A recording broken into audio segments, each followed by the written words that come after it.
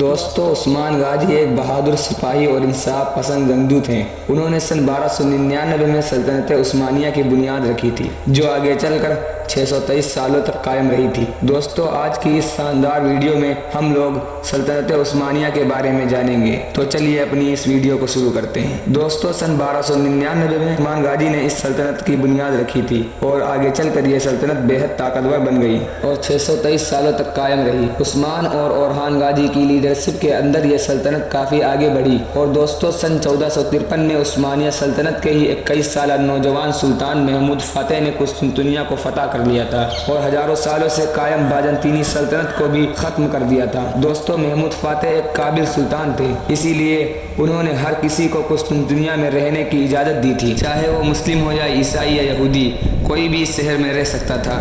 اس کے بعد اس شہر کا نام قسطنطنیہ سے بدل کر استنبول کر دیا جاتا ہے اور اسے عثمانیہ سلطنت کی نئی راجدھانی بھی بنا لیا جاتا ہے۔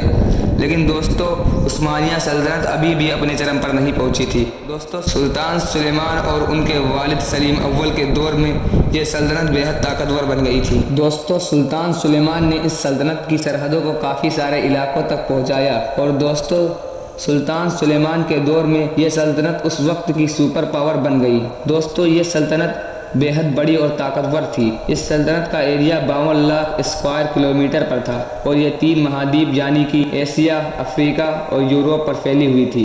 دوستو اس سلطنت میں آج کا ترکی، ہنگری، میسیڈونیا، رومانیہ، جارڈن، فلسطین، لیبنان، بلغاریہ، ایجپٹ اور عرب کا بھی کچھ حصہ آتا تھا۔ لیکن دوستو ایک وقت ایسا بھی آیا تھا یہ سلطنت ختم ہونے والی تھی، کیونکہ تیمور سلطنت کے سلطان تیمور لین نے عثمانیہ سلطنت کو انکارا کی جنگ میں ہرا دیا تھا اور اس ہار کی وجہ سے بڑھتی عثمانیہ سلطنت کچھ وقت کے لیے آگے بڑھنا بند کر دیتی۔ لیکن دوستو جلد ہی تیمور وہاں سے چلے جاتے ہیں اور چائنا کی طرف بڑھنے لگتے ہیں، جس کی وجہ سے ایک بار پھر عثمانیہ سلطنت کے سلطان اپنی طاقت اور اپنی سلطنت کو آگے بڑھانے لگتے ہیں۔ اگر بات کی جائے عثمانیہ سلطنت کے سب سے طاقتور سلطان کی تو وہ سلطان سلیمان دی میگنیفیسنٹ تھے، جنہوں نے اس سلطنت کو سپر پاور بنا دیا تھا۔ سلطان سلیمان نے 1519 میں 10ویں سلطان کے دورے پر سلطنت عثمانیہ کا تخت سنبھالا تھا۔ دوستو سلطان سلیمان نے لگ بھگ 49 سالوں تک اس سلطنت پر حکومت کی تھی۔ لیکن دوستو سوال یہ اٹھتا ہے کہ آخر اتنی طاقتور سلطنت ختم کیسے ہو گئی؟